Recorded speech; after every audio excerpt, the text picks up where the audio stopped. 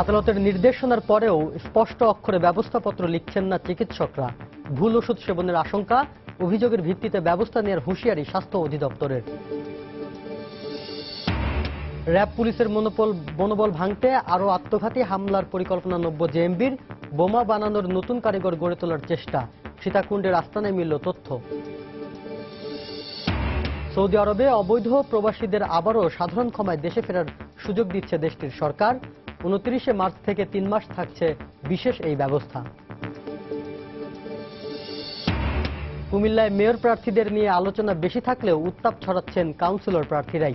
ভোটাররা বলছেন মুখের কথা নয়, যোগ্যতাই হবে মাপকাঠি। এবং দেশে দুধ ও দুগ্ধজাত পণ্যের চাহিদা বাড়লেও নেই কাঙ্ক্ষিত বিনিয়োগ। গ্যাস বিদ্যুতের সংকটই প্রধান বাধা বলছেন উদ্যোক্তারা। পদক্ষেপের আশ্বাস মন্ত্রণালয়ের।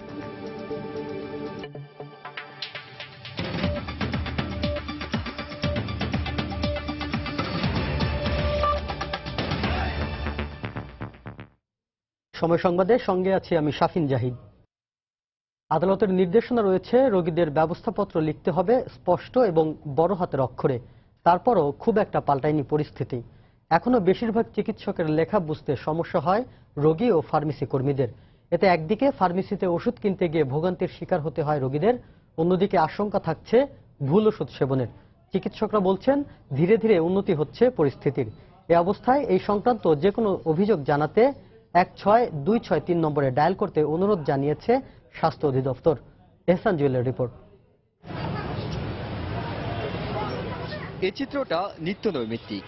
টাকা খরচ করে চিকিৎসকের কাছে যাওয়া, তারপর তাদের লেখা ব্যবস্থাপত্র বুঝতে না পেরে আবার ফার্মেসি থেকে ফার্মেসিতে ঘোরা। চিকিৎসকরা তাদের দেয়া ব্যবস্থাপত্রে প্রায় অস্পষ্ট অথবা দুষ্পাট্য অক্ষরে লিখছেন ওষুধের নাম, খাওয়ার নিয়মাবলী। জানিয়ে ভোগান্তির শেষ নেই রোগীদের। লেখার পরিবর্তন 190%-এর ভিতরে তো 5% হয়েছে। ভুল হয়ে যায়, নাম পড়া পড়তে পারে না কেউ বুঝতে না পারে, তাহলে কাস্টমারকে আবার ডাক্তারের কাছে ফেরত দিতে বলি। অক্ষরগুলো ওনার ইচ্ছামতো উনি লেখেন, তাতে আমরা বুঝিবে না বুঝি, উনি বুঝে যথেষ্ট। ওষুধ মানেই এক ধরনের বিষ, যেটির কাজ রোগ নিরাময় করা। কিন্তু চিকিৎসকদের অস্পষ্ট হাতের লেখা আর তাৎপর্য সমস্যার কারণে প্রায় আশঙ্কা থাকে ভুল ওষুধ রোগীর হাতে চলে যাওয়ার। বিশেষজ্ঞরা বলছেন বাংলাদেশে এমন 1.5 শতাধিক ওষুধ রয়েছে যেগুলোর একটির সঙ্গে আরেকটির নামের কাছাকাছি মিল রয়েছে।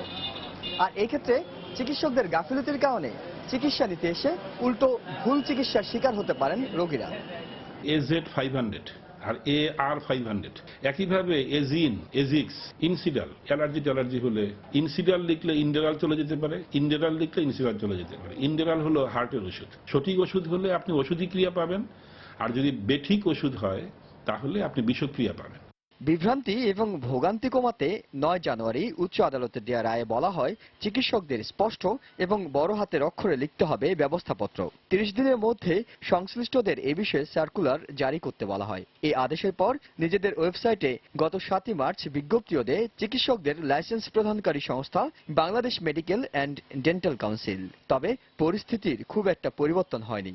অভ্যাস পরিবর্তন সময় লাগে, যদি তারা একটু সময় নিয়ে লেখেন, অত দ্রুত না লেখে, তাহলে আমার মনে হয় এটা স্পষ্ট হবে। আমাদের স্বাস্থ্য অধিদপ্তরে একটা কন্ট্রোল রুম আছে এবং বিশেষ করে আমাদের একটা সহজ নাম্বার আছে 16263। এই নাম্বারটা দিন রাত 24 ঘন্টা হলো আসলে খোলা থাকে। তাহলে যে কেউ হলো আমাদেরকে জানাতে পারে, তাহলে আমরা ব্যবস্থা নেব।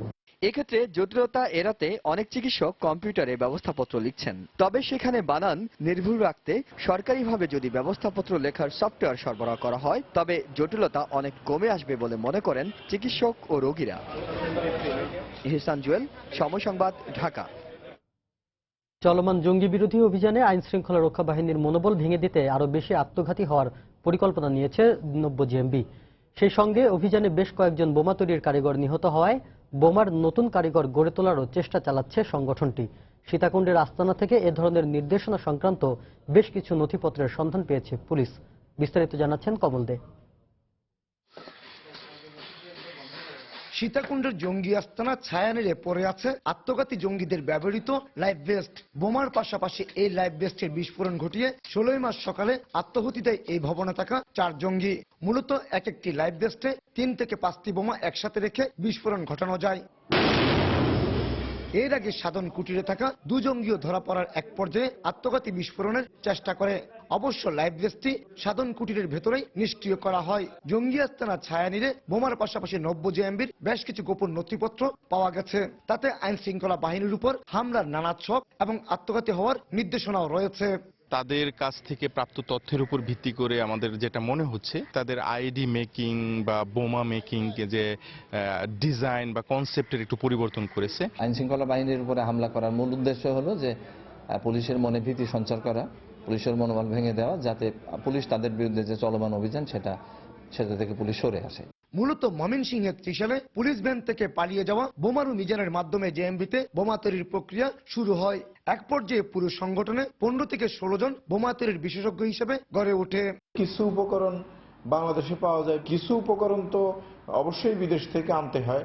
এখন সেগুলো বৈধ যে রাসায়নিক পদার্থ বা কেমিক্যালস গুলো আসে সেখান থেকে আসলো নাকি এরা আলাদাভাবে কোনো চোরাই পথে বা আনলো, সেগুলো আমরা যাচাই বাছাই করে দেখছি যে কোন জায়গা থেকে তারা সংগ্রহ করেছে এবং সেখানে আরো কেউ এর নেপথ্যে আছে কিনা, এই সবগুলো বিষয়ে আমাদের নজরদারিতে আছে। আইন শৃঙ্খলা বাহিনীর দেওয়া তথ্য অনুযায়ী হলি আর্টিজেনের ঘটনার পর থেকে দেশের বিভিন্ন স্থানের অভিযানে জেএমবির অন্তত 9 জন বোমারু নিহত হয়েছে। সর্বশেষ 90 জেএমবিতে বোমারু ছিল 6 জন। এর মধ্যে সীতাকুণ্ডের প্রেমতলার জঙ্গি আস্তানা ছায়ানিরে নিহত আয়াত এবং রাফাত বোমারু হিসেবে কাউন্টার টেরোরিজম ইউনিটের তালিকাভুক্ত ছিল। কমল দে, সময় সংবাদ, চট্টগ্রাম। রাজধানীতে বাড়িওয়ালা ভাড়াটিয়া নিবন্ধন কার্যক্রম শতকরা 75% শেষ হয়েছে বলে জানিয়েছে ডিএমপি। বিট পুলিশিং এর কারণে অত্যন্ত সহজেই তথ্য সংগ্রহ করা সম্ভব হচ্ছে। নগরবাসীর মন্তব্য, নিরাপত্তার জন্যই তথ্য দিচ্ছেন তারা। তবে তথ্যদাতার জাতীয় পরিচয়পত্র যাচাইয়ে সতর্কতা ও থানায় নিবন্ধন নম্বর জানিয়ে দেওয়ারও দাবি তাদের। মিজানুর রহমান খবিরের রিপোর্ট। ঢাকা মহানগর এলাকার বাড়িওয়ালা ও ভাড়াটিয়া নিবন্ধনের লক্ষ্যে প্রথম দিকে কেবল ফর্ম পূরণে সীমাবদ্ধ থাকলেও গত বছরের শেষ দিকে সিআইএমএস প্রকল্পের আওতায় ডেটাবেস তৈরি করার পদক্ষেপ নেয় ডিএমপি। সংশ্লিষ্টরা জানান, আবাসিক ও বাণিজ্যিক প্রতিষ্ঠানের ভাড়াটিয়াদের ছাড়াও শহরের আশপাশে অস্থায়ী কাঁচা বসতবাড়ি এবং বস্তিতেও তথ্য সংগ্রহ করা হচ্ছে। জনগণ স্বতঃস্ফূর্তভাবেই তথ্য দিচ্ছেন। উঠান বৈঠক এবং ফর্ম বিতরণে জনপ্রতিনিধিদেরও সহায়তা নেওয়া হচ্ছে। অনেক সুবিধা, আমরা ভাড়া থাকতে পারবো, ভাড়া এক জায়গায় আমাকে নেবে, ভালো মন্দ যাচাই করা যাইবে। ফটোকপি করিয়া 1 কপি রাখতে হইবে আমার কাছে, আর 1 কপি দিতে হইবে। আমি ওইটাই করছি, ওরা যেটা বলছে ওইটাই আমি করছি। পুলিশের ভারপ্রাপ্ত কর্মকর্তা, ঊর্ধ্বতন কর্মকর্তা সহ আমরা আমার যে এরিয়া আছে এখানে বিভিন্ন জায়গায় ভাগ করে করে আমরা ক্যাম্পিং মতো করতেছি। যেমন ওই এলাকাবাসীকে আমরা ওখানে ইনভাইট করছি।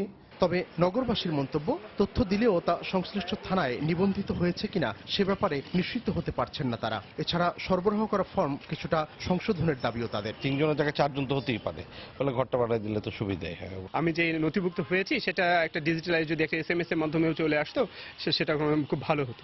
কিছু কিছু ভাড়াটিয়া আছে এত তথ্য দিতে চায় না, কোনো সময় দেখা যায় ফেক ভোটার আইডিও ব্যবহার করে। ডিএমপি জানায়, চলতি বছরের ফেব্রুয়ারি পর্যন্ত 22 লাখ ফর্ম বিতরণ করা হয়েছে। এর মধ্যে প্রায় 17 লাখ সংগ্রহ করে ডেটাবেজের আওতায় আনা হয়েছে 14 লাখেরও বেশি ফর্মকে। একটি থানা এলাকাকে কয়েকটি বিটে বিভক্ত করে প্রত্যেকটি বিটে যে সকল অধিবাসীরা রয়েছেন তাদের প্রত্যেকের বাসায় বাসায় আমরা ফর্ম পৌঁছে দিচ্ছি এবং পৌঁছে দিয়ে সেই ফর্মটা তাদেরকে দিয়ে ফিল আপ করে আমরা আবার থানায় নিয়ে আসছি।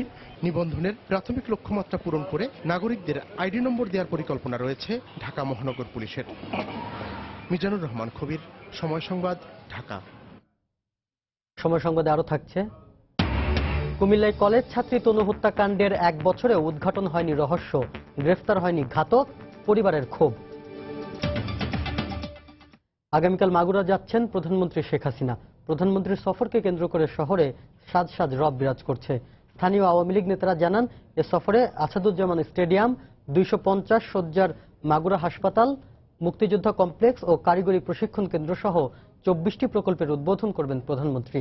পরে বিকেলে জেলা আওয়ামী লীগ আয়োজিত জনসভায় বক্তব্য রাখবেন তিনি। প্রধানমন্ত্রীর আগমনকে কেন্দ্র করে জেলা আওয়ামী লীগ এবং জেলা প্রশাসনের পক্ষ থেকে ব্যাপক প্রস্তুতি নেওয়া হয়েছে বলে জানিয়েছে পুলিশ। ইতিমধ্যে আমাদের প্রস্তুতি সম্পন্ন হয়েছে। আমরা 3টি স্তরে আমাদের নিরাপত্তা ব্যবস্থা রেখেছি। পোশাকের পাশাপাশি এখানে গোয়েন্দা এবং সাদা পোশাকেও ডিউটি পালন করবে সবাই। আমরা বাইরে থেকে অনেক পুলিশ সদস্য এবং পুলিশ কর্মকর্তা নিয়ে এসেছি। আমরা পাশাপাশি মাগুরা শহরের সকল আবাসিক hotel, boarding house, rest house সবকিছু আমাদের নজরদারিতে এসেছে। প্রয়াত রাষ্ট্রপতি জিল্লুর রহমানের চতুর্থ মৃত্যুবার্ষিকীতে তার কবরে ফুল দিয়ে শ্রদ্ধা জানিয়েছেন আওয়ামী লীগ নেতারা। সকালে রাজধানীর বনানী কবরস্থানে শ্রদ্ধা জানাতে যান আওয়ামী লীগের সাধারণ সম্পাদক ওবায়দুল কাদের সহ কেন্দ্রীয় নেতারা। এ সময় তারা বলেন, জিল্লুর রহমানের মতো আদর্শ আর নিষ্ঠাবান নেতার চলে যাওয়ায় রাজনৈতিক অঙ্গনে যে শূন্যতা সৃষ্টি হয়েছে তা পূরণ হওয়ার নয়। তার আদর্শ যুগ যুগ ধরে নেতাকর্মীদের প্রেরণা যোগাবে বলেও মন্তব্য করেন তারা।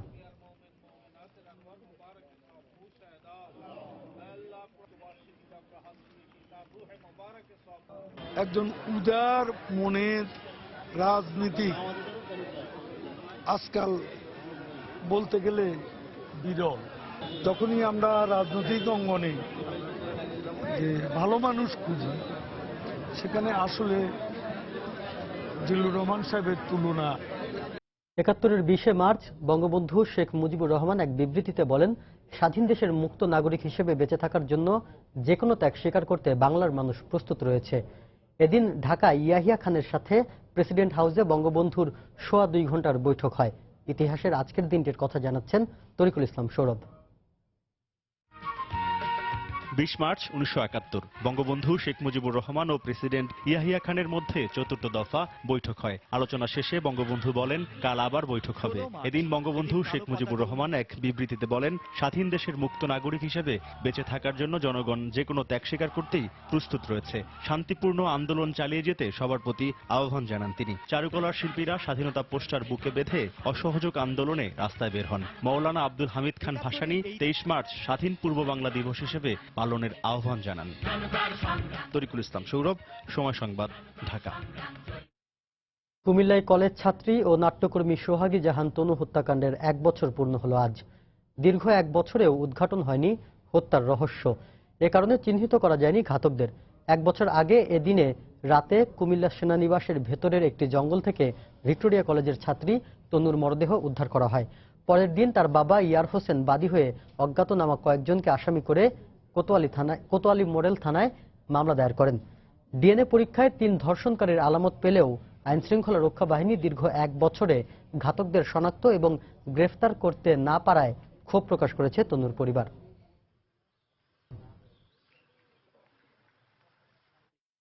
কুমিল্লা সিটি নির্বাচনে মেয়র প্রার্থীদের নিয়ে আলোচনা বেশি থাকলেও নির্বাচনী পরিবেশ সরগরম করে রেখেছেন কাউন্সিলর প্রার্থীরাই। পাড়া মহল্লায় জমজমাট প্রচারণা আর পোস্টারে ছেয়ে ফেলেছেন তারা।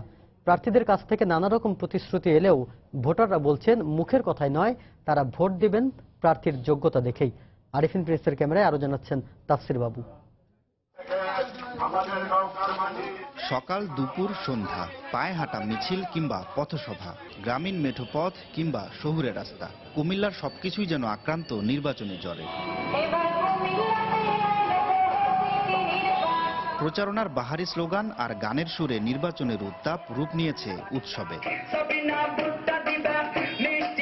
বাসার মোড়ে মোড়ে কিংবা চায়ের দোকানে সবখানেই এখন আলোচনায় ভোটের লড়াই। সবার কাছে আনন্দ, যদি কোনো গোলযোগ না হয় তাহলে তো শান্তিপূর্ণভাবে নির্বাচন হলে তো খুব শান্তি। ওয়ার্ডে ওয়ার্ডে একাধিক প্রার্থী, আসলে কোন দিকে যে যাবে এটা ভোট যতক্ষণ পর্যন্ত না হয় এবং মানুষ মনে প্রাণে আশা করছে যে নির্বাচনটি সুষ্ঠু এবং শান্তিপূর্ণ হবে। সিটি কর্পোরেশনের ২৭টি ওয়ার্ডে নারী পুরুষ মিলিয়ে প্রায় ১৫০ কাউন্সিলর প্রার্থী চষে বেড়াচ্ছেন প্রতিটি পাড়া মহল্লা অলিগলি। প্রতিশ্রুতির ডালি সাজিয়ে ছুটছেন এক বাড়ি থেকে আরেক বাড়িতে। বলছেন নির্বাচনে আলোচনার কেন্দ্রে মেয়ররা থাকলেও কাউন্সিলরদেরও করার আছে অনেক কিছুই। দীর্ঘ ২৪ বছর ধরে এই ওয়ার্ডে কাউন্সিলর হিসাবে আছি। আমার জানা আছে যে কোন প্রকল্পগুলা হয়েছে এবং পরবর্তীতে ধারাবাহিকভাবে কোন প্রকল্পগুলা করা উচিত। জনগণ চায় কত দ্রুত মানব সেবাটা আমি পৌঁছে দিতে পারবো, যে কত মানব সেবাটা, আর হচ্ছে রাস্তাঘাট, ড্রেনেজ ব্যবস্থা, লাইটিং ব্যবস্থা, জলবদ্ধ দিনে আগামীতে কাজ করবো, এটি আমার আস্থা। তবে ভোটাররা বলছেন প্রতিশ্রুতির মোহে ভুলবেন না তারা, ভোট দেবেন যোগ্যতা দেখি।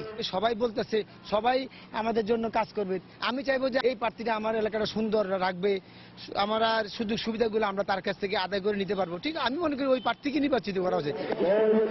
ভোটের হাওয়ায় উৎসব আর উত্তেজনা তুঙ্গে উঠলেও পরিস্থিতি যেন স্বাভাবিক থাকে এমনটাই প্রত্যাশা ভোটারদের। সাধারণত নির্বাচনের পরিবেশ যেরকম হয় কুমিল্লা তো তার ব্যতিক্রম নয়।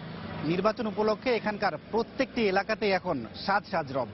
মেয়র প্রার্থীরা তো বটেই, এখানকার নির্বাচনের পরিবেশ উৎসবমুখর করে রেখেছেন কাউন্সিলর প্রার্থী আর তাদের সমর্থকরাও। তাফসির বাবু, সময় সংবাদ, কুমিল্লা। সময় সংবাদে আরো থাকছে, গাইবান্ধায় কর্মসংস্থান কর্মসূচিতে অনিয়মের অভিযোগ খোদ জনপ্রতিনিধিদের বিরুদ্ধেই। তালিকা করার নিয়ম না মানায় ক্ষতিগ্রস্ত হচ্ছেন হতদরিদ্ররা। সৌদি আরবে অবৈধভাবে বসবাসরত প্রবাসীদের সাধারণ ক্ষমায় আবারও দেশে ফেরার সুযোগ দিচ্ছে দেশটির সরকার। সৌদি যুবরাজ মোহাম্মদ বিন নায়েফ আল সৌদ রোববার এক বিবৃতিতে এ তথ্য নিশ্চিত করেন। 29 মার্চ থেকে 3 মাস পর্যন্ত এই সুযোগ দেয়া হবে বলে জানান তিনি। সৌদি আরব থেকে আরো জানাচ্ছেন আরিফুর রহমান। জাতি হবে অপরাধমুক্ত এমন প্রতিপাদ্য সামনে রেখে সৌদি আরব সরকার তার দেশে বসবাসরত অবৈধ প্রবাসীদের আবারও সাধারণ ক্ষমায় দেশে ফেরার সুযোগ দিতে যাচ্ছে। সম্প্রতি দেশটির সরকার এ সংক্রান্ত নতুন নীতিমালা প্রণয়ন করে। সেখানে অবৈধ প্রবাসীদের পাশাপাশি আইন ভঙ্গকারী শ্রমিকরা চলতি মাসের 29 তারিখ থেকে 90 দিনের মধ্যে সাধারণ ক্ষমার আওতায় দেশে ফিরতে পারবেন। রোববার সৌদি যুবরাজ মোহাম্মদ বিন নায়েফ আল সৌদ এক রাষ্ট্রীয় বিবৃতিতে এই ঘোষণা দেন। অবৈধ প্রবাসীদের বৈধভাবে বসবাসের সুযোগ করে দিতে সব ধরনের সহযোগিতা দেওয়ার কথাও জানান তিনি। সৌদি যুবরাজ বলেন, যারা সৌদি আরবের আইন কানুনের প্রতি শ্রদ্ধাশীল থেকে বৈধভাবে থাকতে চাইবে তাদের পাশে দাঁড়াবে সৌদি সরকার। অবৈধ অভিবাসীদের মধ্যে যারা নিজ দেশে ফেরত যেতে চাইবে তাদের সব ধরনের সহযোগিতা দেওয়ার প্রতিশ্রুতি দেন যুবরাজ মোহাম্মদ বিন নায়েফ। সৌদি সরকারের এমন সিদ্ধান্তে স্বস্তি প্রকাশ করেছে সেখানে বসবাসরত প্রবাসী বাংলাদেশিরা। আমরা যারা বিভিন্ন কারণবশত এই দেশে অবৈধ হয়ে গেছি এবং সৌদি সরকার এই সাধারণ ক্ষমা করেছে, আমরা এই সাধারণ ক্ষমা দিয়ে সুদৃষ্টি দিয়ে আমরা যারা নিজের দেশে যেতে চাই তারা নিজের যেতে চাই তারা অতি শীঘ্রই চলে যেতে পারে। এই সুযোগ গ্রহণ করার জন্য আমি আহ্বান জানাই যে হয়তো তারা এই সুযোগটি গ্রহণ করলে তাদের অতিরিক্ত জেল জরিমানা ছাড়াই তারা দেশে ফিরে যেতে পারবেন। আউটপাসের সুযোগ দিতেছে, আপনারা যে কেউ যদি অবৈধভাবে থাকিয়ে থাকেন এই সুযোগ গ্রহণ করিতে পারেন। দেশে যাওয়ার চেষ্টা যদি করে তারা দেশে যাবে আউটপাস নিয়ে, এবং এই দেশে যারা আবার বৈধ হইয়া থাকার চেষ্টা করে তারা বৈধ হওয়ার সুযোগ গ্রহণ করে। এর আগে 2013 সালের নভেম্বরে দেওয়া সাধারণ ক্ষমার সুযোগ নিয়েছিল 7 লাখেরও বেশি প্রবাসী বাংলাদেশি। সৌদি আরবের তথ্য মন্ত্রণালয়ের পরিসংখ্যান অনুযায়ী দেশটিতে 20 লক্ষাধিক বাংলাদেশি প্রবাসী রয়েছেন, যাদের অনেকেই অবৈধভাবে বসবাস করছেন। আরিফুর রহমান, সময় সংবাদ, সৌদি আরব। বকেয়া পরিশোধ না করায় ডক্টর মোহাম্মদ ইউনূসের বিরুদ্ধে আরও 2টি মামলা করেছেন গ্রামীণ টেলিকমের 2 কর্মকর্তা। এ নিয়ে তার বিরুদ্ধে শ্রম আদালতে 12টি মামলা দায়ের করা হলো। গতকাল বিকেলে ঢাকার 3য় শ্রম আদালতে গ্রামীণ টেলিকমের উপব্যবস্থাপক শরীফুল ইসলাম ও কর্মকর্তা চন্দ্রকুমার রায় মামলা 2টি দায়ের করেন। এর আগে 10টি মামলা করেন তারই প্রতিষ্ঠিত কোম্পানি গ্রামীণ টেলিকমের সাবেক ও বর্তমান 10 কর্মী। 15ই মার্চ বিকেলে ঢাকার শ্রম আদালতে 7টি ও 16ই মার্চ 3টি মামলা দায়ের করা হয়। বাদীপক্ষের আইনজীবীরা এই তথ্য নিশ্চিত করে জানান, গত 3 দিনে ডক্টর ইউনূস ও গ্রামীণ টেলিকমের ব্যবস্থাপনা পরিচালক আশরাফুল হাসানের বিরুদ্ধে একই অভিযোগে 12টি মামলা দায়ের করা হয়েছে। এ বিষয়ে জবাব দেওয়ার জন্য বিবাদীদের বিরুদ্ধে আদালত সমন জারি করেছেন। গাইবান্ধায় অতি দরিদ্রদের জন্য কর্মসংস্থান কর্মসূচিতে অনিয়মের অভিযোগ উঠেছে। নিয়ম অনুযায়ী 2015-16 অর্থ বছরের প্রথম এবং দ্বিতীয় পর্যায়ে অংশগ্রহণকারীদের তালিকা বহাল রেখে উপকারভোগীদের তালিকা প্রণয়ন করার কথা, কিন্তু কোন কোন ইউনিয়নে জনপ্রতিনিধিরা এ নিয়ম লঙ্ঘন করায় দরিদ্ররা ক্ষতিগ্রস্ত হচ্ছেন। হেদায়েতুল ইসলাম বাবুর রিপোর্ট, ছবি তুলেছেন ওবেদুল ইসলাম। মলিমা আলামিন কাদেম আলী সহ এই নারী পুরুষদের সবাই দিনমজুর। বছরের নির্দিষ্ট একটি সময় কাজকর্ম না থাকায় খেটে খাওয়া অভাবী এই মানুষগুলোর জন্য আশীর্বাদ হয়ে দেখা দেয় সরকারের অতি দরিদ্রদের জন্য কর্মসংস্থান কর্মসূচি। গত বছরও এই কর্মসূচির আওতায় কাজ করেছেন তারা। তাদের অভিযোগ, সংশ্লিষ্টদের চাহিদা পূরণে ব্যর্থ হওয়ায় নিয়ম লঙ্ঘন করে তালিকা থেকে বাদ দেয়ায় বিপাকে পড়েছেন নিরীহ মানুষ। আমরা 10 দিন কাজ করছি, কাজ করার পরে আমাদেরকে টাকা দিলে হলে 4000। আমরা সে চেয়ারম্যান মেম্বারের টাকা যে আমরা দিবের ভাই নেই, আমার সেখান থেকে তুলে দিচ্ছি। আমাদের কোনো ভিডিও কার্ড নাই, বয়স্ক ভাতা নাই, তারপরে জমি জমা নাই, কেন আমাদের বাদ দেওয়া হলো আমি তাদের বিচার চাই। উত্তরের অভাবী জনপদ গাইবান্ধার দরিদ্র এই মানুষগুলোকে তালিকায় পুনর্বহালের দাবিতে বিভিন্ন দপ্তরে আবেদন করেও ফলাফল শূন্য। এখন তারা খুবই কষ্টে দিন যাপন করতেছে। আমরা চাই আমরা যারা গতবার যারা কাজ করছে তাদেরকে অন্তর্ভুক্ত করা হোক। বিভিন্ন পেপার পত্রিকা কিন্তু উত্তোলন করা হয়েছে এবং এলাকাতে মানববন্ধন করা হয়েছে এবং প্রতিবাদ সভা করা হয়েছে, উপজেলা চত্বরে সমাবেশ করা হয়েছে, কোনো ফলাফল আমরা পাইনি। কিন্তু তাদের প্রতি অবিচার করা হয়েছে কিনা তা খতিয়ে দেখা হবে বলে জানালেন গাইবান্ধা জেলা প্রশাসনের শীর্ষ এই কর্মকর্তা। নিয়মের মধ্যে না থাকে তাহলে আমরা বলবো যে এটি ইরেগুলারিটিস বা অনিয়ম। যদি অনিয়মের ঘটনা ঘটে থাকে সেটি আমাদের নজরে আসলে আমরা ব্যবস্থা নিতে পারবো। বাংলাদেশ ক্ষেতমজুর সমিতি গাইবান্ধা জেলা শাখার দেয়া তথ্য মতে গোবিন্দগঞ্জের নাকাই ইউনিয়নের 136 জন এবং সদর উপজেলার ঘাগোয়া ইউনিয়নের 36 জন গরিব মানুষকে কর্মসূচি থেকে বঞ্চিত করা হয়েছে। হেদায়েতুল ইসলাম বাবু, সময় সংবাদ, গাইবান্ধা। দেশে প্রতি বছরই বাড়ছে দুগ্ধ ও দুগ্ধজাত পণ্যের চাহিদা, তবে সে তুলনায় কাঙ্ক্ষিত বিনিয়োগ হচ্ছে না এ খাতে। উদ্যোক্তারা বলছেন, বিনিয়োগ ও উৎপাদন ঘাটতি দূর করার পথে প্রধান বাধা গ্যাস আর বিদ্যুতের অভাব। মৎস্য ও প্রাণী সম্পদ মন্ত্রণালয় বলছে, দুগ্ধ শিল্পের বিকাশ ও বিনিয়োগকারীদের উৎসাহিত করতে আমদানি শুল্ক বাড়ানো সহ নানা পদক্ষেপের পরিকল্পনা নেওয়া হয়েছে। শুভ খানের রিপোর্ট।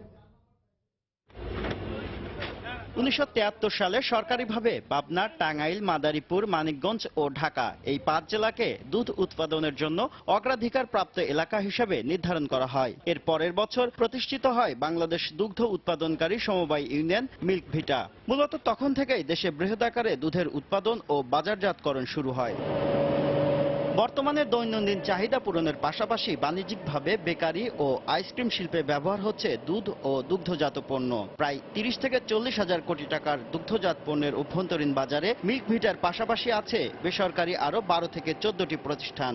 তবে গ্যাস, বিদ্যুতের সমস্যা ও গুঁড়া দুধ আমদানিতে শুল্ক কমানোর কারণে প্রতিযোগিতায় পড়ে এ খাতে কাঙ্ক্ষিত বিনিয়োগ হচ্ছে না বলে মনে করেন উদ্যোক্তারা। ইম্পোর্টের এই ডিউটি স্ট্রাকচারটা কমতে কমতে এখন 31%-এ নেমে গেছে। আগে ছিল এটা 52%-এ। দেশে উৎপাদিত যে দুধ সেটা বিশ্বের দুধের বাজারের সাথে কম্পিট করতে পারছে না। যারা ডেইরি প্রসেসর ওয়ান স্টপ সার্ভিসে তাদের যদি গ্যাস লাইন সংযোগ দেয় আর হচ্ছে যে বিদ্যুতের কানেকশনগুলো ইজি করে দেয় তাহলে হচ্ছে যে আরো ইনভেস্ট করতে পারবে। বর্তমানে অভ্যন্তরীণ চাহিদা মেটাতে বছরে 65 থেকে 70 হাজার মেট্রিক টন গুঁড়া দুধ আমদানি করতে হয়। মৎস্য ও প্রাণী সম্পদ প্রতিমন্ত্রী বলছেন, দুগ্ধ শিল্পের টেকসই উন্নয়নে গুঁড়া দুধ আমদানি নিরুৎসাহিত করার ব্যাপারে চিন্তা ভাবনা চলছে। আমরা এটাকে প্যাট্রোনাইজ করছি যে আমাদের আমদানিটা কমুক এবং আমাদের আভ্যন্তরীণ উৎপাদনটা বাড়ুক। শুল্ক যদি বাড়ানো হয়, তারা উৎপাদনে যদি আরো বেশি সুযোগ পায় তাহলে তাদেরকে সেই সুযোগটি দেওয়ার আমরা চেষ্টা করব। দুগ্ধ শিল্প সংশ্লিষ্টদের দাবি, দেশে প্রতি কেজি গুঁড়া দুধ উৎপাদনে ব্যয় হয় 310 থেকে 315 টাকা। বিপরীতে প্রতি কেজি গুঁড়া দুধ আমদানিতে ব্যয় হয় 295 থেকে 305 টাকা পর্যন্ত। তাই আমদানি শুল্ক বাড়ানোর পাশাপাশি পর্যাপ্ত জ্বালানি সরবরাহের নিশ্চয়তা দিয়ে বিনিয়োগকারীদের দুগ্ধ খাতে বিনিয়োগে আকৃষ্ট করা গেলে আগামী কয়েক বছরের মধ্যেই আমদানি নির্ভরতা কাটিয়ে ওঠা সম্ভব বলে মনে করেন উদ্যোক্তারা। শুভ খান, সময় সংবাদ, ঘোড়াশাল, নরসিংদী। মৌলভীবাজারের মনু নদীতে ইজারার নামে অবাধে চলছে মাটি কাটা ও বালু উত্তোলন। এতে হুমকির মুখে পড়েছে জেলার শহর রক্ষা বাঁধ। স্থানীয়দের অভিযোগ, চোখের সামনে এমন অনিয়ম দেখার পরেও কোনো ব্যবস্থা নিচ্ছে না প্রশাসন। সদর উপজেলা নির্বাহী কর্মকর্তা তদন্ত করে জড়িতদের বিরুদ্ধে ব্যবস্থা নেওয়ার আশ্বাস দিয়েছেন। শাহ ওলিউদ্দুর রহমানের পাঠানো তথ্য ও ছবিতে ডেস্ক রিপোর্ট। ভারতের ত্রিপুরা রাজ্য থেকে নেমে আসা পাহাড়ি ঢলের খরস্রোতায় সৃষ্ট মনু নদী, যার তীরে গড়ে উঠেছে উত্তর পূর্বাঞ্চলের জনপদ মৌলভীবাজার। নাব্য ধরে রাখা ও প্রবল স্রোতের কবল থেকে শহরকে রক্ষায় নদীটির উভয় পাশের 12 কিলোমিটার জুড়ে রয়েছে শহর প্রতিরক্ষা বাঁধ, অথচ বাঁধটি সংরক্ষণে কর্তৃপক্ষের কোনো তদারকি নেই। স্থানীয়দের অভিযোগ, নামমাত্র ইজারা নিয়ে প্রশাসনের নাকের ডগায় বাঁধের শতাধিক স্থানে অবাধে চলছে বালু উত্তোলন ও মাটি কাটা। সরকারি লিজ না দিত তো তারা পারমিশন পায় না গাঙ্গের ওটা কাটার। বর্ষার সময় একটু আতঙ্ক থাকি, এখানে বানটা যদি ছুটিয়াই হয় তারপরে সমাধান দেওয়া হইতো না। এ অবস্থায় ভয়াবহ প্রাকৃতিক বিপর্যয় থেকে শহরকে রক্ষায় পরিবেশ আইন মেনে নিয়মতান্ত্রিকভাবে বালু উত্তোলন ও মাটি কাটার দাবি জানিয়েছেন জেলার পরিবেশবাদী আন্দোলন ও সুশীল সমাজের প্রতিনিধিরা। আইনের কোনো তোয়াক্কা করা হচ্ছে না এবং আমি মনে করি এই অপরিকল্পিত বালু উত্তোলনের ফলে শহর রক্ষা বাঁধ ধ্বংস হওয়ার যথেষ্ট সম্ভাবনা রয়েছে। যেভাবে বালু উত্তোলন করা হচ্ছে এটা সঠিক নিয়মে করা হচ্ছে না, আমরা সেদিকেও প্রশাসনের নজর দেওয়ার জন্য অনুরোধ জানাবো। তবে তদন্ত সাপেক্ষে মনু নদীর বাঁধ বিনষ্টকারীদের বিরুদ্ধে ব্যবস্থা নেওয়ার আশ্বাস দিলেন সদর উপজেলা প্রশাসনের এই শীর্ষ কর্মকর্তা। বালি মহালের বাইরে যদি কোথাও নদীর বাঁধে যদি কোনো ধরনের মাটি কর্তন করে থাকে অথবা বাঁধের ক্ষতি হয়ে থাকে, এই ধরনের কোনো অভিযোগ আমরা পাইনি। যদি এই ধরনের বাস্তবে এই ধরনের ঘটনা ঘটে থাকে সেই ক্ষেত্রে আমরা ব্যবস্থা গ্রহণ করব। 1984 সালের ভয়াবহ বন্যায় ভেঙে যায় মৌলভীবাজারের শহর রক্ষা বাঁধ। এরপর 1985 সালে পানি উন্নয়ন বোর্ড পুনরায় বাঁধটি নির্মাণ করে। সময় সংবাদ, মৌলভীবাজার। তামাক চাষ ছেড়ে ফুল চাষে ঝুঁকছেন কক্সবাজারের চকরিয়ার চাষিরা। গোলাপ চাষ এরই মধ্যে ভাগ্য বদলেছে উপজেলার বড়ইতলী ও হারবাং ইউনিয়নের কয়েকশো পরিবারের। কিছু সুযোগ সুবিধা বাড়ালে ফুল চাষ দেশের অর্থনীতিতে বড় ভূমিকা রাখবে বলে দাবি তাদের। সুজাউদ্দিন রুবেলের তথ্য ও মোহাম্মদ ফরাজের ছবি নিয়ে ডেস্ক রিপোর্ট। 40 শতক জায়গার মধ্যে গোলাপ চাষ করে আমি 6 মাসের মাথায় আমার পুঁজিটা পেয়ে গেছি। এরপর থেকে লভ্যাংশ যখন আসতেছে, আমি আমার বন্ধু বান্ধবকে নিয়ে সবাইকে উদ্বুদ্ধ করলাম যে তোমরা সবাই গোলাপ চাষ করো, গোলাপ চাষের মধ্যে অনেক লাভবান। এভাবেই ক্ষতিকর তামাক চাষ ছেড়ে ফুল চাষ করে নিজের ভাগ্য বদলের কথা জানান চকরিয়া উপজেলার বড়ইতলী ইউনিয়নের মইনুল ইসলাম। 1999 সালে 40 শতক জমিতে গোলাপ চাষ শুরু করা এই চাষির এখন বার্ষিক আয় 10 লাখ টাকার বেশি। বাগানের পরিধিও বেড়ে দাঁড়িয়েছে 3 একর। শুধু মইনুলই নন, ফুল চাষে নিজের ভাগ্য বদলেছেন এই ইউনিয়নের অনেক কৃষক, যাদেরকে 1 দশক আগেও নির্ভর করতে হতো তামাক চাষের উপর।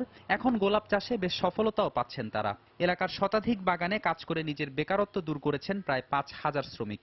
দেখলাম বেশ ভালো প্রফিট আসছে, তা আমার তখন তো একটা ইচ্ছে ছিল যে আমি ওই লাইনে চলে আসবো। এটা দেখা যায় কি আমাদের 12 মাস ইনকাম আসতেছে। আমাদের সেল চট্টগ্রামে হয়, তো এখান থেকে আমার অনেক সময় আরো ঢাকাও চলে যায়। গোলাপ আর গ্লাডিয়াস চাষ করতেছি। ফুল চাষটা হচ্ছে লাভজনক। তামাকের গন্ধগুলো সইতে পারতাম না, অসুস্থ হয়ে যেতাম। গোলাপ বাগানে কাজ করতে ভালো লাগে, কোনো অসুখ বিসুখ হয় না। আমরা আগে বেকার ছিলাম, ফুল বাগানে কাজ করাতে আমার কোনো অভাব নাই। ডেলি 300 টাকা 500 টাকা বেতন পাই। রপ্তানি সহ কিছু সুযোগ সুবিধা বাড়ানো হলে ফুল চাষ দেশের অর্থনীতিতে গুরুত্বপূর্ণ ভূমিকা রাখবে বলে মনে করেন গোলাপ বাগান মালিক সমিতির এই নেতা।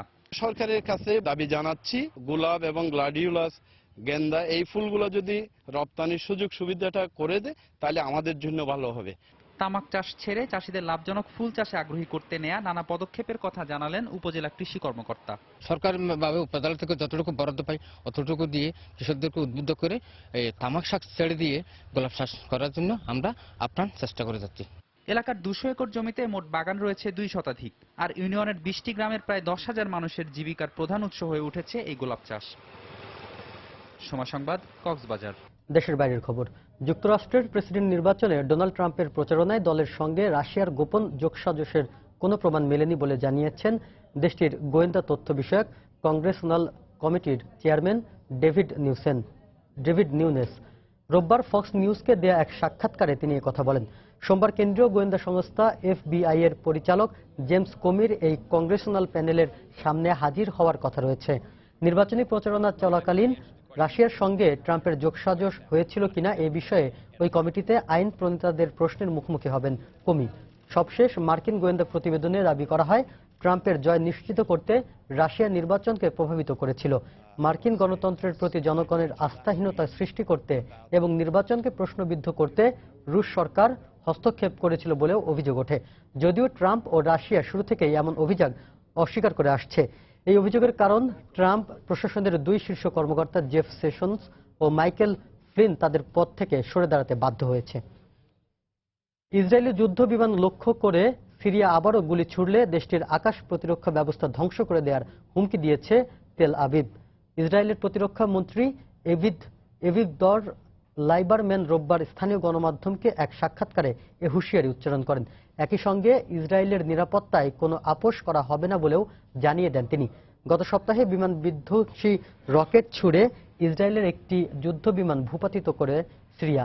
সিরীয় সেনাদের অভিযোগ, ইসরায়েলি একটি বিমান আকাশসীমা অতিক্রম করে তাদের ভূখণ্ডে হামলা চালানোর পাল্টা জবাব দেয়। অন্যদিকে ইসরায়েলের দাবি, লেবাননের হিজবুল্লাহ বিদ্রোহীদের অস্ত্রের বহরে হামলা চালানো 4টি বিমানকে ভূপাতিত করেছে সিরীয় সেনারা। সিরীয় সরকারের সহায়তায় বিদ্রোহীরা অস্ত্র মজুত করেছিল বলে অভিযোগ তাদের। বিষয়টি তদন্ত করে দেখছে ইসরায়েলি সামরিক বাহিনী।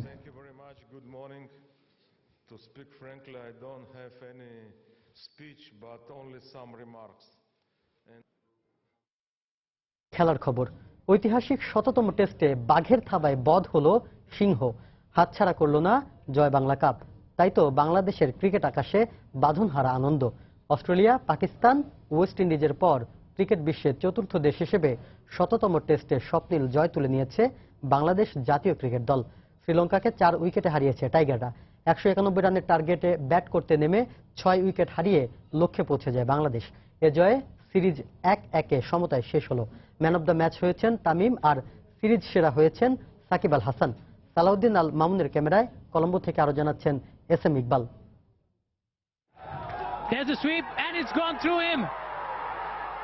এই উচ্ছ্বাস ইতিহাস রচনার, এই আনন্দ ১৭তম টেস্টকে স্মরণীয় করে রাখার। অভিজাত ক্রিকেটের ১৪০ বছরের ইতিহাসে যা সম্ভব করতে পারেনি ইংল্যান্ড কিংবা ভারতের মতো পরাক্রমশালী দলগুলো, তা আজ টাইগারদের দখলে। অনন্য অর্জনের হাতছানি, তাই ১৯১ রানের লক্ষ্যটা মামুলি হওয়ার কথা। তবে টাইগারদের অদৃশ্য প্রতিপক্ষ হয়ে দাঁড়ালো স্নাউজাপ, যার সঙ্গে পেরে উঠতে না পেরে মাত্র ২২ রানে সাজ করে সৌম্য। হেরাথের শিকার হয়ে রানের খাতা না খুলে পরের বলে ফিরেছেন ইমরুল। তামিম সাব্বিরের ব্যাটে তখনও স্পষ্ট চাপের রেখা। প্রতিপক্ষের সাধারণ ডেলিভারিগুলো যেন কামানের গোলার মতো। তবে দ্রুতই নিজেদের সামনে নিয়ে উল্টো বান ছুড়লেন দুই টাইগার। ১০৯ রানের অসাধারণ জুটি, সঙ্গে তামিমের ২২তম হাফ সেঞ্চুরি। এরপরে ড্যাশিং ওপেনার ফিরল ওভাল তখন অপেক্ষায় ইতিহাসের সাক্ষী হতে।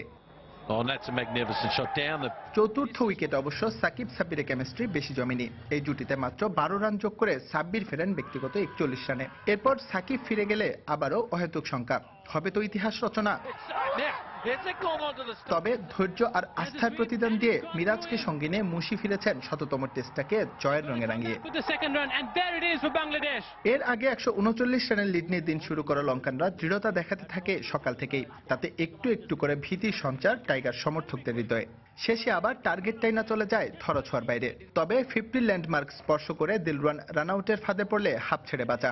এরপর সুরঙ্গা লাকমালকে ফিরিয়ে বাকি কাজটুকু সেরেছেন সাকিব। অনন্য, অসাধারণ, দুর্দান্ত, সব বিশেষণের জন্য অপর্যাপ্ত টাইগারদের এই ঐতিহাসিক অর্জনের কাছে। আর হবেই বা না কেন, বাংলাদেশের ৯ম টেস্ট জয়টাকে যে আরো রাঙিয়ে দিয়েছে ওভালের এই ১৭তম টেস্ট। কলম্বোর পিসার ওভাল থেকে SM ইকবাল, সময় সংবাদ, শ্রীলঙ্কা। শ্রীলঙ্কার বিপক্ষে পিসারা ওভালে ঐতিহাসিক টেস্ট জয় বাংলাদেশের ক্রিকেটকে আরো অনেক দূরে এগিয়ে নেবে। পাকিস্তানের বিপক্ষে মুলতানে ও ফতুল্লায় অস্ট্রেলিয়ার বিপক্ষে জয় খুব কাছে এসেও টাইগারদের তাঁবুতে ধরা দেয়নি। এবার নিজেদের ১৭তম টেস্টে গোটা জাতিকে আনন্দে ভাসানো মুশফিক সাকিবদের হাত ধরে ভবিষ্যতে বাংলাদেশের ক্রিকেট উঠবে সাফল্যের চূড়ায়, এমনটাই মনে করেন দেশের ক্রিকেট বিশ্লেষকরা। বিস্তারিত সজল মিত্র রিচার্ডের রিপোর্টে। ১০১তম টেস্টটাও যদি আবার জিতি, একই রকম ভাবে আমাদের সবারই ভাল লাগবে। ১০০তম ম্যাচ, আমরা সবাই আপ্লুত যে আমরা ম্যাচ জিতেছি, আনন্দ পেয়েছি, এবং এটা অবশ্যই আনন্দের ব্যাপার যে একটা হিস্ট্রি। এই জয় আমাদের এই বাধাগুলোকে কাটিয়ে সামনের দিকে এগোতে অবশ্যই সাহায্য করবে।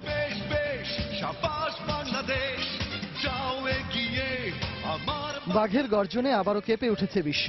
নিজেদের পরিণত থাবায় তারা নিয়মিত স্বীকার করে চলেছে ক্রিকেট বিশ্বের পরাক্রমশালীদের, যার সবশেষ নিদর্শন হিসেবে নিজেদের ১৭তম টেস্টে টাইগারদের হিংস্রতার শিকার শ্রীলঙ্কা নামের এক ক্রিকেট সিংহ।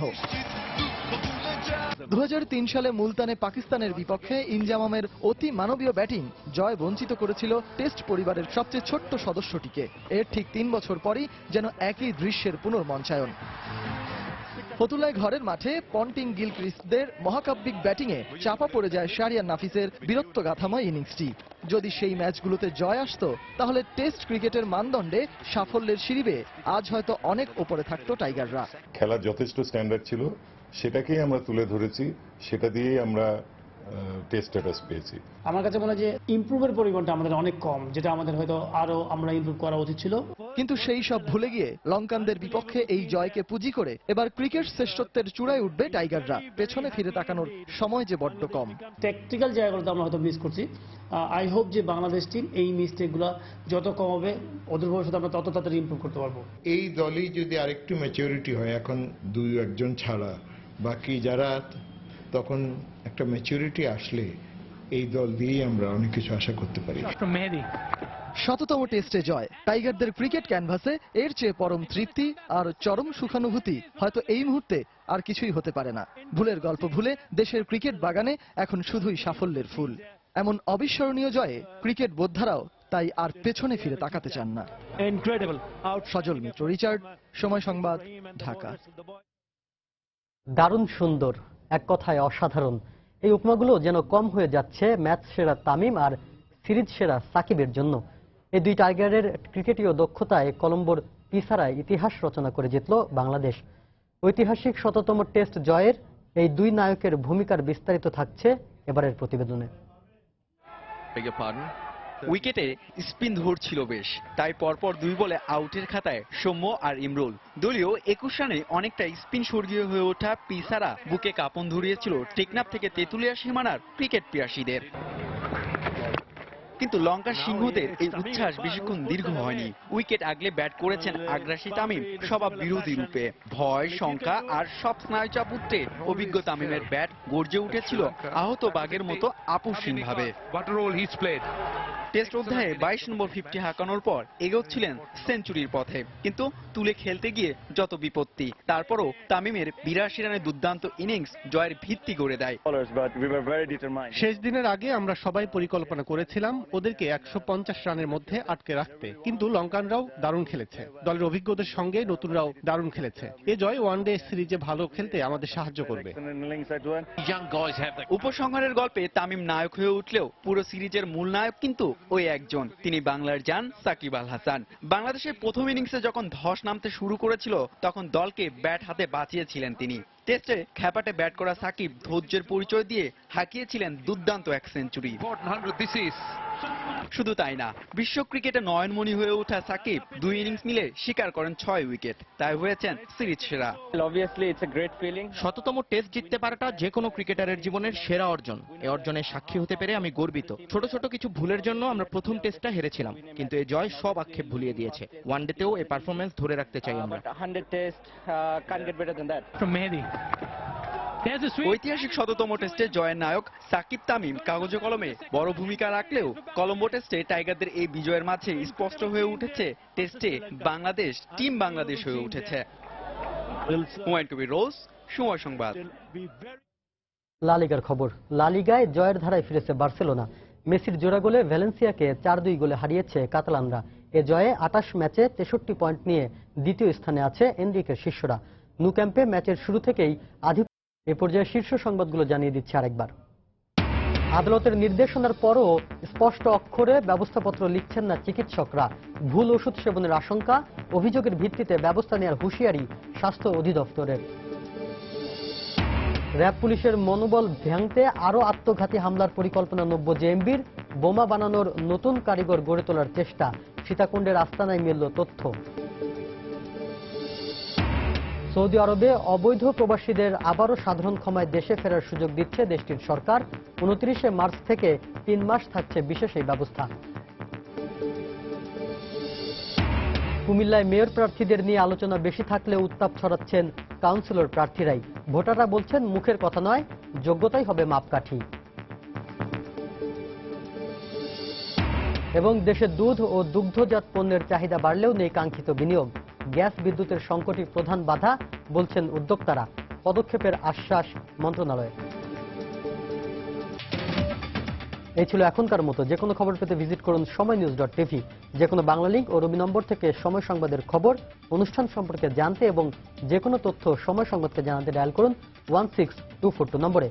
এছাড়া এইমাত্র পাওয়া খবর আপনার মোবাইলে পেতে SMS করুন *BN লিখে পাঠিয়ে দিন 16242 নম্বরে। সঙ্গে থাকুন সময়।